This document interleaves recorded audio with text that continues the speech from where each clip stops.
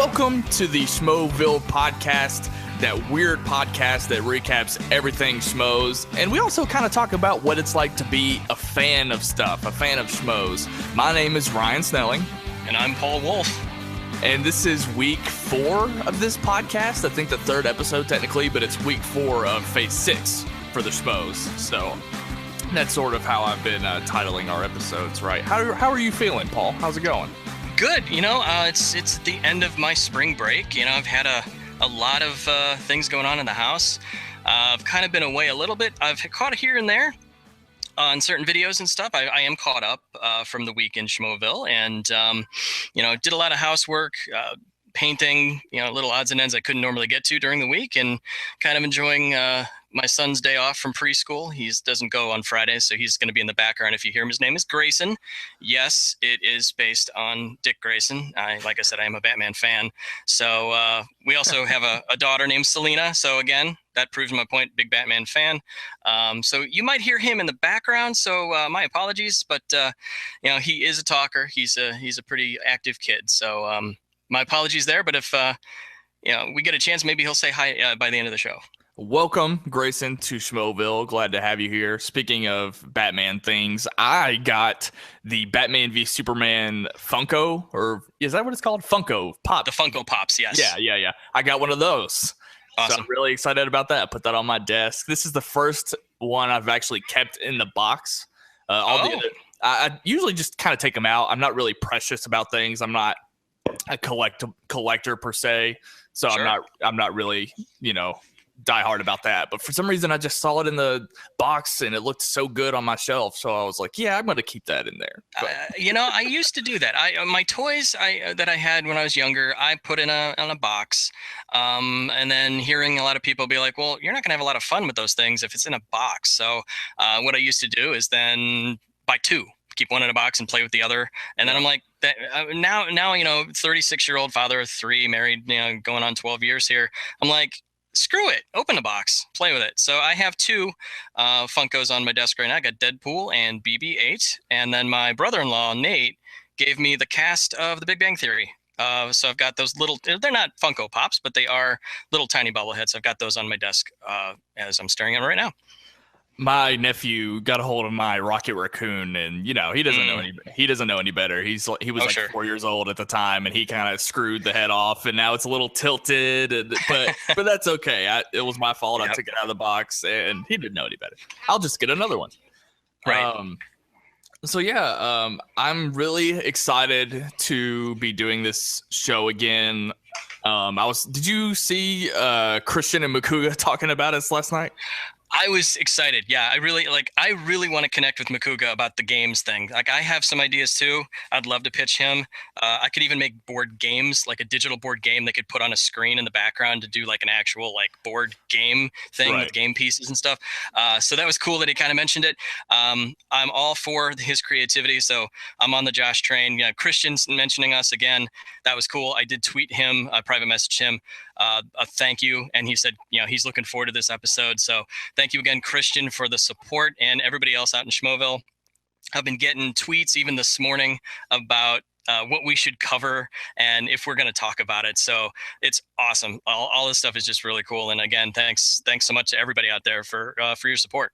Yeah, I thought it was funny because Makuga said it was weird to hear people talk about talk about him, but while he was doing that, he was talking about us, so it was just kind of weird.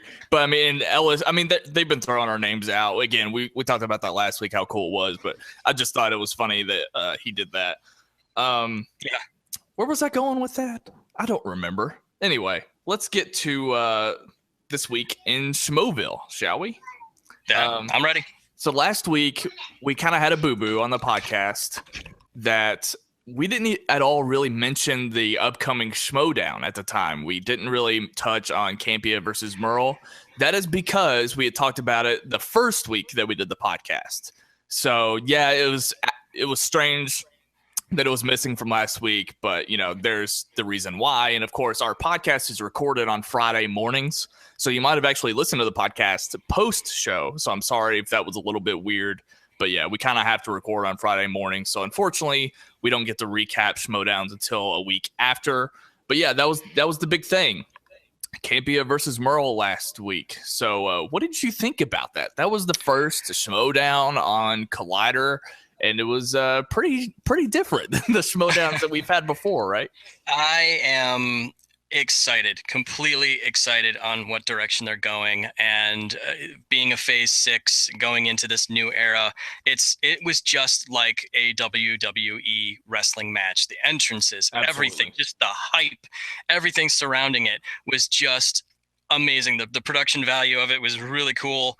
And going back on not mentioning it from the previous show, I kind of think everybody did it for us, really. I mean, the memes we saw, the back talk we saw from both sides, the tweets from back and forth, just, I think it was hyped so much that us not mentioning it, that was one thing I heard that no one even mentioned. Me like, you didn't mention this. But no one said that, because I think it sold itself, and I enjoyed it immensely, and I will go on record that I was wrong about the outcome. So I think, and then hearing the losing end of that Schmoedown, he thought it was fixed because he got the coming of age category, and so he was, obviously that was out of his element. But yeah, I was a huge fan of it. It was amazing. So I cannot wait for the next one. I agree completely. Everything about it was fantastic. I love the production value. It's not what I was expecting at all. And I know, like, Christian had mentioned that, like, I compared it to the WWE a week or so before we actually saw it. And he told me, he's like, dude, you have no idea what's coming. and he was right. I mean, I could not have come up with what they did. It was so perfect, so good. Shout out to everyone who produced that show, coming down to the music, the graphics, all the organization. I mean, it was very well done. And Christian and Mark were hilarious, being those, announcer figures or whatever. But also, it was just a great trivia match. And like, I mentioned it on this podcast, I think, before. I was talking to my co-host of Film Beef, Phil. I'm probably going to talk about him a lot, so shout out to Phil. Me and him had originally talked about who we thought was going to win that match, and I picked Campia originally. And the more I started thinking about it, the more we got closer, I changed my mind. And then you could hear my sort of thought process on last week's show, I believe, or the first show we did, that I realized that Campia has brain farts. Yep. And he forgets things. Like, I don't doubt at all that he knows. He's just misfiring at that time. So I called it. I said, look, I think Campia is just going to lose because of brain farts. And the fact that Dan Merle is constantly fact checking, and it's always in his brain, the stuff that goes on in movies. Because, like, even on movie fights, so many obscure references get brought up depending on what someone's answer is going to involve. I mean, they can pull from any film in history to talk about on movie fights. All that fills Dan's head all the time. I switched my pick to Dan Merle at the last minute, and I'm so glad I'm right. I'm 1-0. You're 0-1. I want to keep track of our predictions. And I don't know what's going to happen at the end, but I want me and you to keep track of who we pick for these Schmoedowns. That'll be cool. I'd like that. That'd be good. So yeah, and we'll talk about today's. Well, I don't know if it's worth doing it since our episode will probably come out after the Schmoedown, but I guess we could talk about it at the end. So yeah, did you have anything else to say about the Schmoedown before we move on? No, I think we're good. Let's move it on. Number 2, we've got Collider Heroes this week, and it was worth mentioning because they did this huge thing at WonderCon. They brought us a whole lot of goodies, including Dennis and Mark talking about the Preacher pilot, which really has me excited. So it looks like they had a great time at WonderCon. I really wish I could go to something like that. So yeah, did you catch Heroes this week? Honestly, I did not, but I did catch some of the highlights, specifically spoiling some certain things on some panels for a certain person. But again, to defend that, the movie had been out for a little bit, so not really. Yeah, I said for a little bit. So potentially, you would think the crowd that's there would have most likely had seen it. But See, I disagree with that, though. I disagree because those people were at WonderCon that weekend. You know what I mean? Yeah, that's true too. Yeah. Like But you know what? there were so many other things to preoccupy those sweaties. That's true. It actually kind of makes sense that maybe all of them hadn't seen BVS yet, you know? That's true. That is true. But I don't know if the phrase "misery loves company" will work. But Schnepp and company, he does do a lot of spoiler on accident. So I think he was in good company in that aspect. But that was the one thing I caught that was a little oopsie on that end. Yeah. So, but that's okay. I'm glad that it didn't affect me, but I feel sorry for all the people that were spoiled. And yeah, it's funny that it's usually Schnepp, but the thing that Schnepp did do, though, and not just on Heroes, on a lot of things, he cannot stop ranting about Batman v Superman. They did like that special episode on Monday, sort of focusing on that movie and what will happen in the DCU from here on out. And Schnepp would get distracted from hosting the show and from like the original question that he asked. And he would just go off on a tangent, and he was getting so furious. And I mean, that's why they call him Sweaty. That's why they call him Sweaty. I understand the passion, but he was going off all the time. It's hilarious.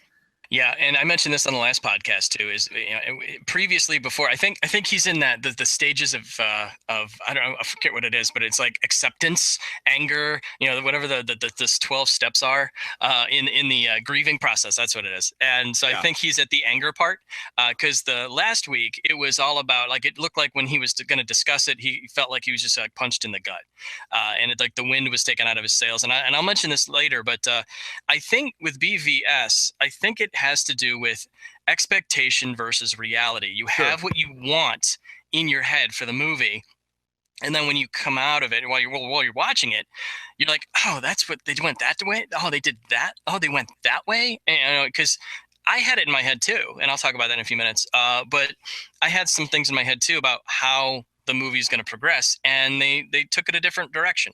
It may have hurt. It may have helped.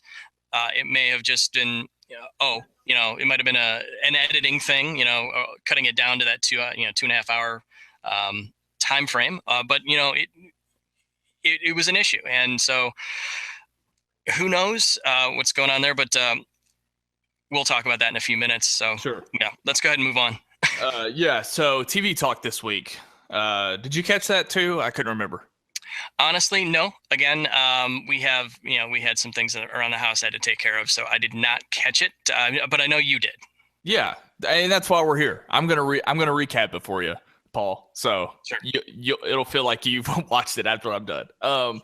We learned a lot. For one, this show continues to be great. We talked about it last week. I'll follow up the end of this with a question, but we learned a lot. I just thought it was worth mentioning that Makuga doesn't like white people problem shows. And I like that. And for some reason, that kind of stuff got brought up a lot. And David Griffin, who's also great, he mentioned that he loves white people problem shows because he's never been white before. Like, I thought that was really interesting because I'm sure there are shows that are, I think the example was Togetherness with Mark Duplass on HBO, because I think they just canceled that after 2 seasons. And I realized that there's a lot of shows like that. Maybe like Entourage is another example of that. Seinfeld maybe, but Makuga loves Seinfeld, so. But I don't know. I just thought that was all interesting, and they talked a lot about like Game of Thrones and stuff, and that's sort of the part of TV talk that I have to fast forward through, and that's one of my concerns moving forward is how much TV are they going to talk about that I'm not watching. Obviously, that's not their problem, so I'm not complaining on their part. It's just I hope I get to enjoy TV talk as much as movie talk. First of all, TV, depending on what you have, if you have satellite or if you have, whatever you have, if you just have Netflix, if you have the Hulu, but just going over that, I mean, Time Warner Cable, my area, you've got Dish and DirecTV, and if you don't have any of that, yeah, the Hulu and the Amazon, and there's so many channels, and then divide that out with thinking about some shows are a half hour. Some shows are an hour. On some, Disney shows, you've got shows that are like 15 minutes, 5-minute snippets here and there. I think it's the content because it's ongoing. And the only time that there may be a downtime, and I don't even know, because of so many channels, you might not even have a downtime anymore when they have seasons that are, it's a season finale, then they do go into reruns. But then there's other shows that then start up at that time. I mean, it's no longer the case where the stations go for a certain amount of time, and then during the summer they're off, and then during the summer they film new shows to then start up in the fall, and then they end about May, and then again they do that cycle. In this case now with TV, I mean, you've got some shows that and this is annoying to me, but let's give the example of Empire. Empire had like a debut season. They only had like 9 episodes, 8 episodes. That's called a season. Like, that's not a season to me. That's just like, to me, that's like a mini series or a movie. So what are you calling for exactly? You're saying that you like the September to May type. Well, I'm not saying, I'm just saying that there's no off season with TV anymore because of all the channels and because of the seasons are so short. But then again, you've got other seasons that start, they kind of overlap. So there's no off season. The reason that I think TV Talk, it has so much to go off of, they just go with the trends of what's popular. And so, and then if they start talking about shows that aren't as popular, they won't be as viewed as much as, let's say, again, the ones that do recap shows for. Even if I didn't see the second TV Talk, I mean, Makuga is the best host that I can see for that, and I keep praising Josh, but I think there's a connection there with him and I guess. I don't know, but I really like the dude, man. I think it works. I think he's a good host, and I think he can handle a weekly show. What the hell is happening? You're in love with Makuga. Never said that. I said that I'm a fan, Yeah, for sure. Like I said, it's funny that you mentioned all that kind of like the length of a season stuff, because they talked a lot about that, how they prefer like 13 episodes compared to what used to be well, I guess it still is the typical like 22 episode season for a network show. I would like to tell Makuga and those people over at TV Talk, not that they haven't come up with this already, because I'm sure they have, but I'm hoping that they just do a Game of Thrones recap on Collider. Walking Dead's going to be going away, I think, this weekend. So Game of Thrones can fit right in. I think they're planning on it. Okay. See, I hadn't heard, but I would hope that they do, because I would love the majority of the Game of Thrones conversation to exist elsewhere. Because I just think it's one of those shows, that and The Walking Dead are two shows I cannot stand, because people love to spoil it. Oh yeah. And I'm not caught up. And I know some people can use the argument, if you haven't watched it by now, you're never going to. That's not true. I think about these shows all the time. I just haven't been able to watch them. So another concern is that hopefully they talk for me. They don't have to do it, but for me, I hope they talk more about the shows I am watching. They mentioned Better Call Saul a lot. I asked Makuga, why aren't you giving Bates Motel any love? And he just simply said it wasn't his kind of show, even though it should be, because it's fantastic. So yeah, I'm hoping that TV Talk and the daily TV Talk show might help out a lot, because they can bring in other shows like that. So we'll see. That's just an idea for Schmoeville. Maybe you should tweet at Makuga to do Game of Thrones recap. I'm sure plenty of people have done it already, but to push it, because that's coming out very soon. Yeah. Moving on to movie talk. We're not talking about every movie talk this week. I just thought it was worth mentioning the one with Rocha and Mantz for several reasons. Did you catch this one? This one I did not. Once again, my apologies again. Yeah, I mean, I did. It's one of those. My computer. I work at an online school. My computer was closed. I do not have access to a phone, although I just did get one yesterday. So I did not have access to any like iPods, iPads, things like that. So being away from the computer, I did not catch this particular one you're about to talk about. I'm not trying to set you up. Like, I'm trying. I forget, because we talked about what we saw before the podcast, but right.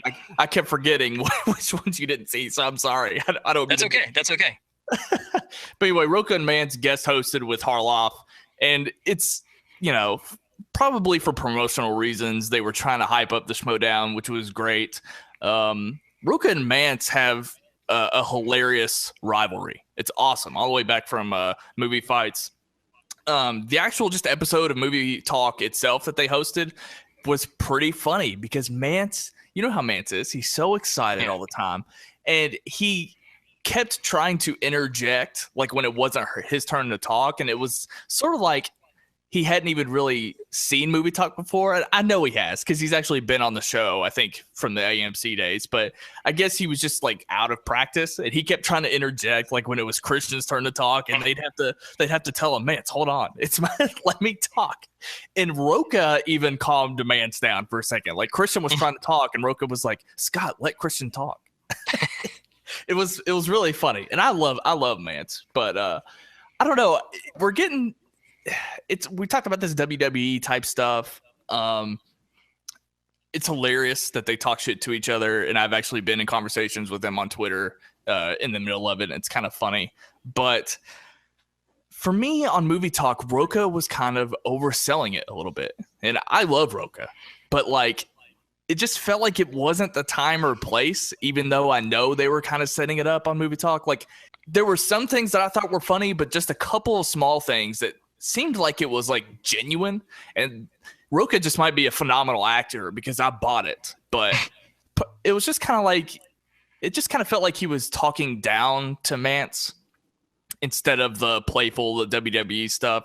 So I'm hoping that all of it was playful, but it was just really hard to read. I feel like if I was around Rocha, I would have no idea when he's like joking or being serious. But have you kind of gotten a vibe from anybody at all like that? Like maybe you think they're kind of overselling their gimmick a little bit?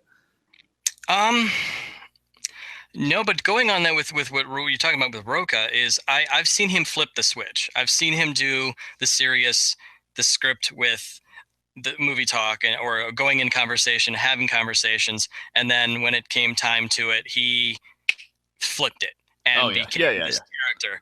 And so that's actually what a good professional wrestler is. You can't tell character. If you hate a wrestler, that means he's doing a good job acting. That's the same thing with acting. There's characters out there you truly hate. Well, guess what? They did a nice job in their acting. So I kind of feel that's kind of how he is, and he knows the time and place to flip the switch and be silly. And so I don't think anything he was doing was to hurt or harm or make fun of or downgrade. I think it was, again, playfulness, but in a character. You know what I think it was now that I'm thinking about it? It was probably because Mantz wasn't reciprocating. Like Mantz was talking trash when it was time to talk trash, but he was never like he was just being Mantz. Like there would be times when he would interrupt, but it never felt like he was like talking down to Rocha. So I guess it was just completely one-sided, and that's why I have a bad impression of it. I think with Rocha, the person that talks the most, I think, has the most to compensate. So I have a feeling Rocha is gonna. I think it is. I really do. I know Mantz isn't very quiet very often, but in this battle, he hasn't been as forthcoming in the trash talk, and so I think he's got the quiet confidence in this case. Other cases, Mantz just goes nuts all the time. But Rocha's been talking a lot more, and I think he's scared, and so he has to talk it up and talk himself out of him. Being scared, because that's who I've got. I've got Mantz in a landslide, honestly. Yeah. But no, I love Rocha. He's been on Film Beef before, and he's obviously awesome. So yeah. But we'll talk about our Schmoedown predictions later on. So this last one I just kind of want to breeze over. Jedi Council this week. Peter Sciretta from Slash Film was on the panel, and I had never seen him on Collider before. I know that him and Frosty are friends, and they used to anyway, do a lot of like video reactions for movies and stuff. I don't know if they still do or not, but I just thought that was worth mentioning because Slash Film was the very first intro to everything for me. All this movie news, movie blogging, all of this stuff. Slash Film for me was the very first thing that I was introduced to, like 10 years ago. And I was checking Slash Film every day because I didn't realize that all this movie news was available. I just found out about movies like when the movies came out, if you can imagine a time. So yeah, I just wanted to give a shout out to Peter, and that's all I got for that, really. And also, Ellis has been absent. He was absent on Jedi Council, and he was absent on Schmoes Know, which we'll talk about next, because he's doing stand-up this weekend. So make sure you check out markellislive.com and check out his dates. I believe he is in Columbus today, or maybe Saturday and Sunday of this weekend. He was in Mississippi, and I can't remember the dates exactly. So if you're in those areas, make sure you check out markellislive.com and get tickets. I've seen his show. It's fantastic. So yeah, definitely check that out. Are you ready to talk about last night's Schmoes Know show? I am ready to go, my friend. All right, go for it. What do you got? All right, so we have got a pretty full slate. That's what Christian had said regarding Batman v Superman: Dawn of Justice. That was a spoiler-heavy episode. I will not go as in-depth, so those of you thinking that we do the reactions to the reactions of their reactions, I'm not going to go in-depth too much on it. And so I noticed that, and even Christian said it too, there wasn't much in the world of movies to really go in-depth into, because nothing was coming out that was of true focus. Right. So they really had that opening. They discussed what they're doing, how much they're doing. And it was really cool to see Ken Knapsack sitting at the main table, and I'm starting to like Ken a lot. He's got good humor, and it was nice to see him doing the announcing there instead of it being a recorded one. So it was kind of cool. I loved it when they're showing the fingerprints all over the Star Wars Blu-ray. Everybody was trying to steal it. So they went over what Knapsack and Makuga and Tiffany were all doing, and I had no idea. I kind of did, about how busy Tiffany really is. Yeah. How she's going from thing to thing. I do. I see her almost like she's on this show, she's on that show, she's doing this, she's at this one, she's at that one. So I mean, I don't know how she does it. I mean, is there a secret? I don't know. So kudos to her for how she's keeping it in check. I don't know if she has an assistant or what, but she seems to be holding it together. I mean, that's what at least I see when I see her on all those shows, and the enthusiasm's still there every show she does. And I don't know. It's just I thought that was pretty cool. Well, wouldn't you be happy if all you did was talking about movies? For no idea. Why do you think you have to edit 20 to 30 minutes of me talking out of these shows? Because I keep talking about it, and I want to talk about it, because that's my passion. That's what got me through my kind of a bad time in my life. And I mentioned that on the very first Schmoeville Origins, is movies got me through a lot of negative things that had happened to me. Well, you need to come on Film Beef then. Come on, yeah. And we'll review a movie together once you're not busy. I will do that. In fact, speaking of that, with Batman versus Superman, good segue by the way, man. That was good. I was able to see it, and here's my funny Brett Sheridan version of how I got to see it. So here we go. We just had a new movie theater built less than a mile down the road from me. Bad idea. So I was able to, since I'm on spring break, we had showings actually in the morning. Like the first showing was like 8 in the morning, and then the next one was at like 10 o'clock in the morning. So I messaged my mother to come over and watch my son while I went to go see it. And my wife doesn't listen to podcasts, so I can say this. She didn't know that I went to see it. So I had to sneak to go see it. And I'll tell you what, going through what I heard in the Batman v Superman spoiler heavy review that the crew went over. Yeah. I tell you what, I agreed with, I'd say most of it.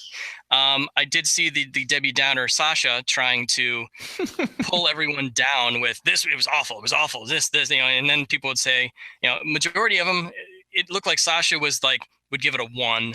Christian gave it a 3.25, which is kind of fresh. And then everybody else was a little higher than him. So, but every time it went to her, it was, bad, awful, bad, this. Because I think she mentioned it. She's the critic. She's a film critic. Everybody else seemed to be fans. Right. And that's what they mentioned. And I completely agree with what they mentioned, was the fact that it's for the fans, and the fans got it. I don't want to talk too much about Batman v Superman, only because I'm exhausted from it. But what I will say to sort of sum up everybody's ideas, that this movie is so weird that I agree with everybody. Like, I know. Yeah. Like, I understand every criticism, every stance. I definitely have problems with it. I'm right down the middle.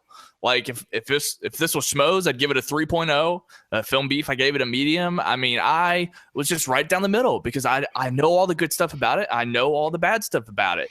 And I can't argue really anything. But it's kind of funny you mentioned the Debbie Downer, because the two things that Sasha brought up, which were the Wayne Enterprises coworker, and then there was another point she made right there.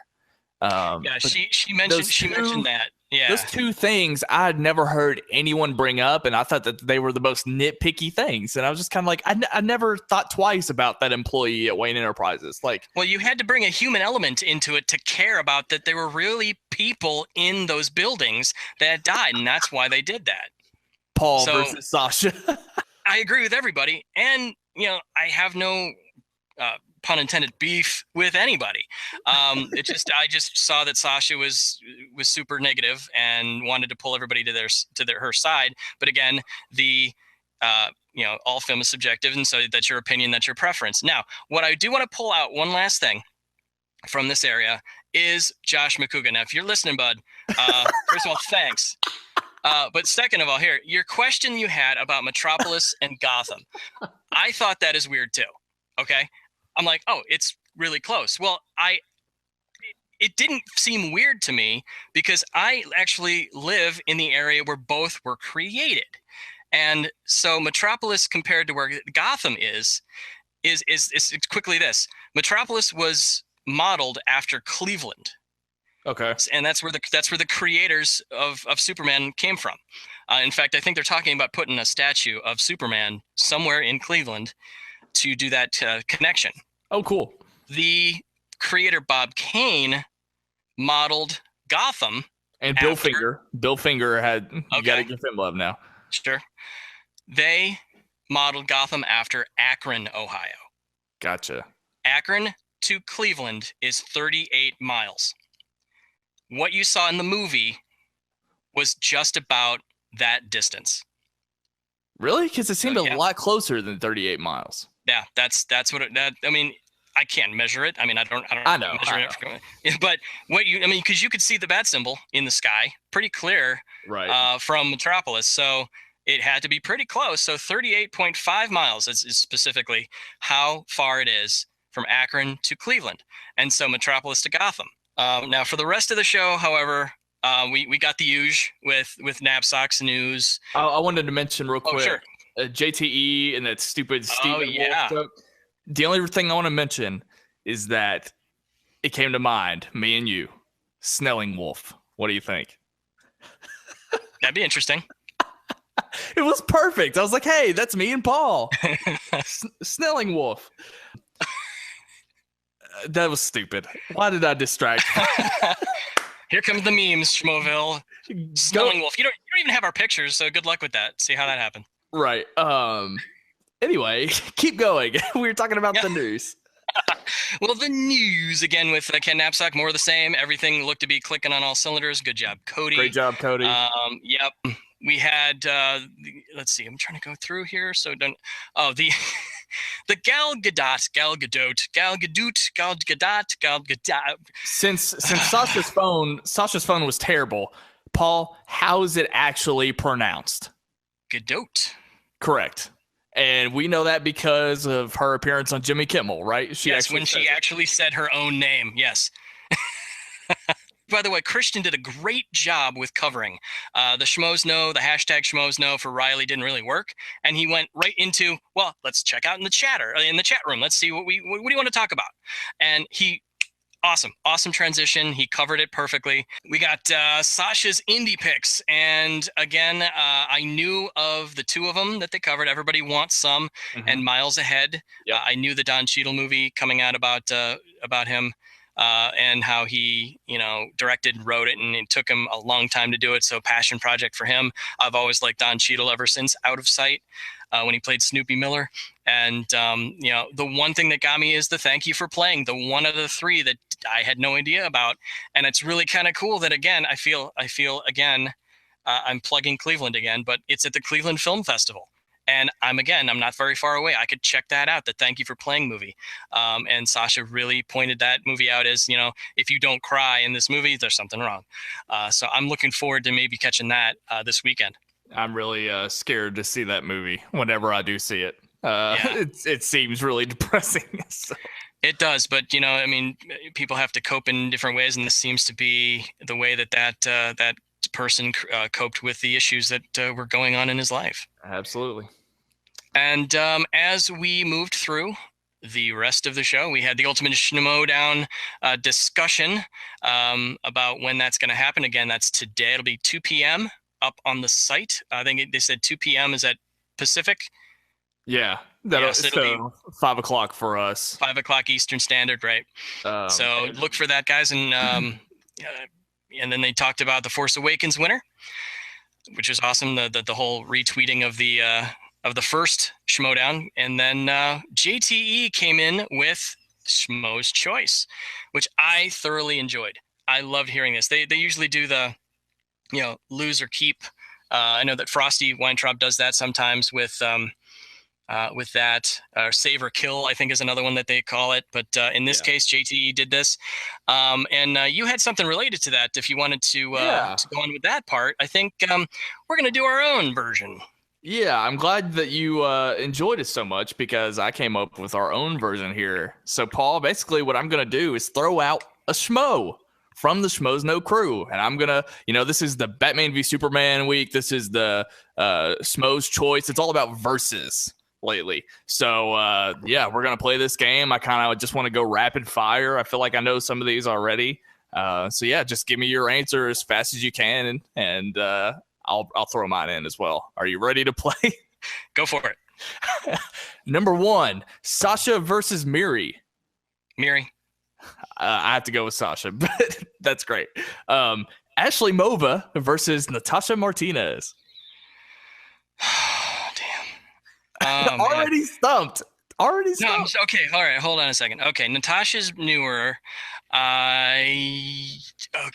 Oh, wow. That one...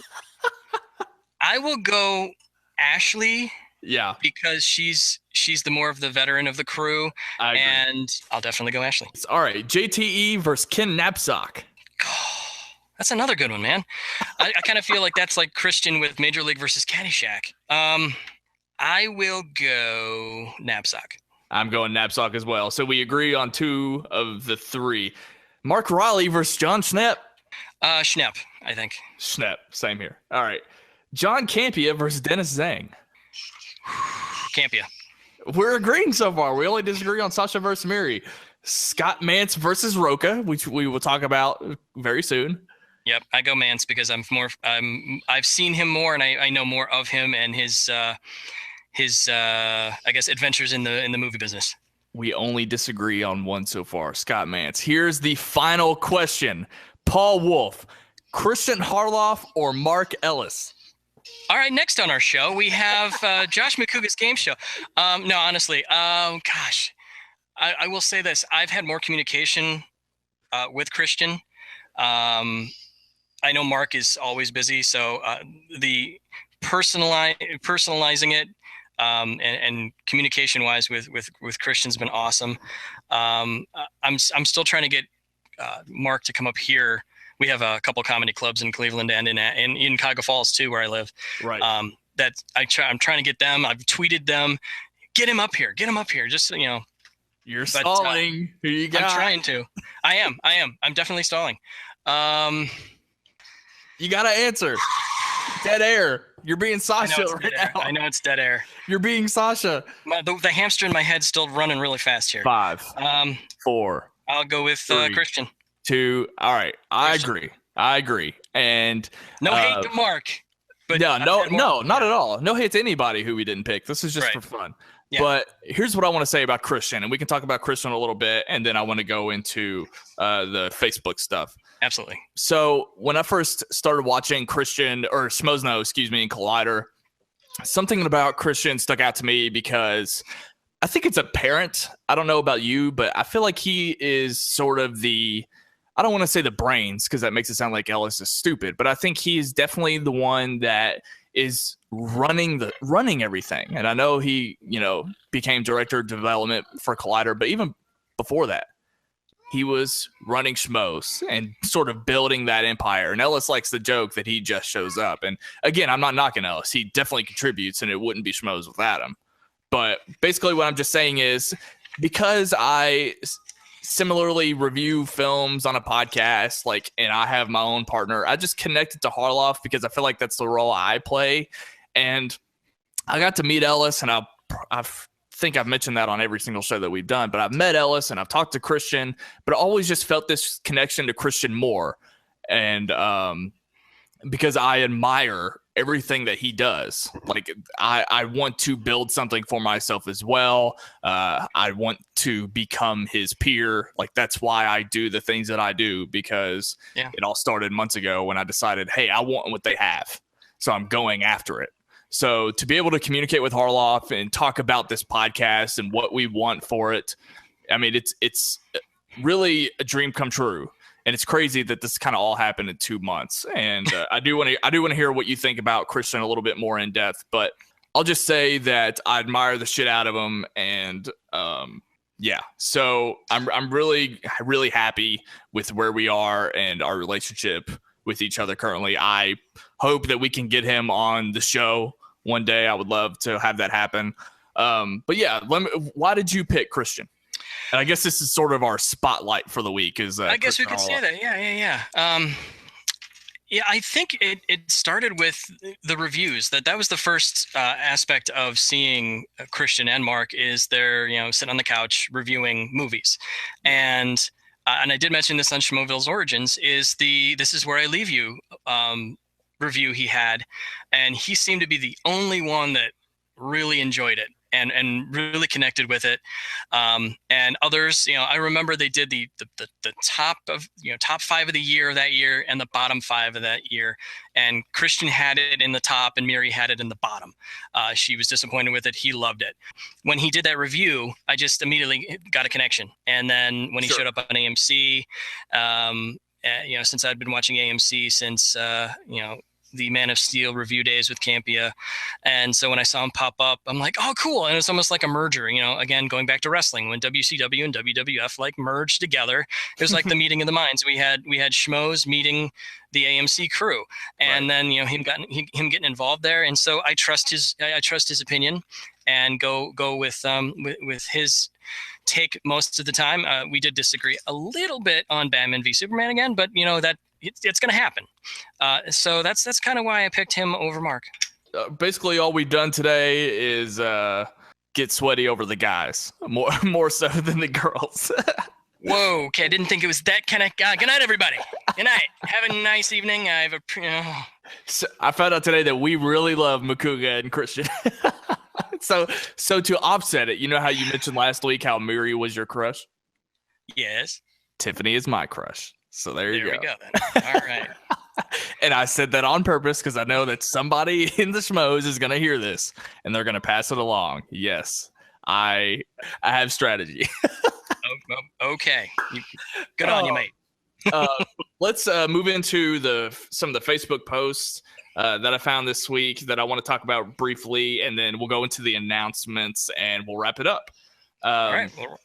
I wanted to talk to Schmoeville this week in the group. I put out a poll. I was basically just curious how people watch movies, whether it's strictly Netflix, if they go to Redbox or they buy every Blu-ray that comes out. I was just curious. So we got some pretty good answers here. 8 people, and this is at the top of the list going down. So 8 people said that they buy Blu-rays, which I thought that would be, lower down. I didn't think people would shell out the money if they didn't have to, with all the other options that you have nowadays. So I was pretty impressed with that. And then another 8 people also said that they were big into the digital markets like iTunes, Vudu, Amazon, which I'm very much into as well. 6 of them were just kind of like all of the above, and I'll get to the other options. 4 said Netflix, and then physical what is that? Physical media DVD or cable. I don't understand that option only because I put buy Blu-rays, but that's okay. And then someone put out torrents, and Redbox is the lowest one, which is crazy because it's the cheapest, but maybe also the most inconvenient. So I don't know. Do you have any thoughts on that before I read some of these comments? Like, I can see what that. What would your pick be? How do you watch these? How I watch movies? Yeah. Most of the time it's in the movie theater. But then after that, it's getting the DVD, and then it's Netflix. Redbox I've done 3 times, and the way that Redbox worked is you only keep it for a night, and then you get charged another day. So you have to watch it that night and then return it that next day, or you get charged another day. So it's not like what Blockbuster used to be, 3 or 5 days. New releases I think were overnight, but Redbox is a little sneaky that way. So yeah. I don't, and then it's also inconvenient because if you just strictly go to Redbox, they're outside most of the time, right? So if it's cold, if it's raining, you're not going to go to the Redbox. It's inconvenient. So you're going to find another avenue to take. So the results kind of seem like the norm. I'm a little surprised just reading the comments. A lot more people are talking about buying DVDs, which I forgot about years ago. Let's see. Leon McIntosh, I think he said he was from Britain, and he had never even actually heard of Redbox. Yeah, so I remember seeing that. Yeah, that was fun. Telling him what Redbox was, and I don't know, he didn't seem that impressed with it. So I don't know. I guess everybody's fine without Redbox. Yeah, the DVD thing threw me off only because, and I'm not saying, Blu-rays can get expensive if you buy every one, especially. But Blu-rays have lowered in price. I mean, a lot. Sometimes, depending on the packaging, like special features or multiple discs, they can be $25 still. But a lot of the times, Blu-rays have gone down to $20, which was the standard DVD price. So I don't think Blu-rays are, so. I don't know. I feel like Blu-rays are still so foreign to so many people. I remember working at Blockbuster, and people were so confused about Blu-ray. But yeah, so I just thought that was interesting that people were still kind of sticking with DVDs still. Derek DeVerney, who's also a devoted fan of Schmoeville. Thank you, buddy. I hope I'm pronouncing your name right. He uses Netflix and Amazon, DVD. So yeah, I was just curious because I kind of do all of the above depending on the most convenient way to watch it. And again, I mentioned wheretowatch.org where you can, put in a title and it shows you where it is. So that kind of, it varies. I just wanted to throw that out there. Ryan Martinson asks, who do you feel is an underrated director and deserves more credit? He mentions Christian talking about Matthew Vaughn. I think Matthew Vaughn is like a top director, so I don't know if that exactly counts. Maybe he was just kind of reaching a little bit to post this, but that's fine. His choice is Rob Reiner, which that's a good pick for nowadays anyway. Nobody talks about Rob Reiner. What's your pick? Oh, names that popped into my head were Nora Ephron. I actually, for his style of film, Tim Burton, nowadays, I mean, his stuff still, it's a niche, and it's a lot of Johnny Depp, but still, you don't see that very often. And then, I don't know, Steven Soderbergh, he's kind of going away from the mainstream, it seems like, because he retired, quote unquote, but he was still kind of doing things here and there. But I know he's an Oscar winner, but I think most of his movies that haven't been mentioned or really highlighted, I think they need to be, and he's got a better, I guess, filmology than people give him credit for. Yeah. I like that pick. I think I'm just going to go with someone who I want to see direct a movie. Like, I don't feel like they're getting their chances. Michelle MacLaren, who has done, she has done phenomenal episodes of Breaking Bad and Walking Dead. And I think Game of Thrones as well. Wait, isn't she directing Wonder Woman? No, she was. Oh, that's right. She was direct. That's right. Yeah. She was one of them. Okay. Patty Jenkins is now, but that's why I had heard the name when you said it. Right. So I want Michelle MacLaren to make a movie so badly. Another one is Lexi Alexander.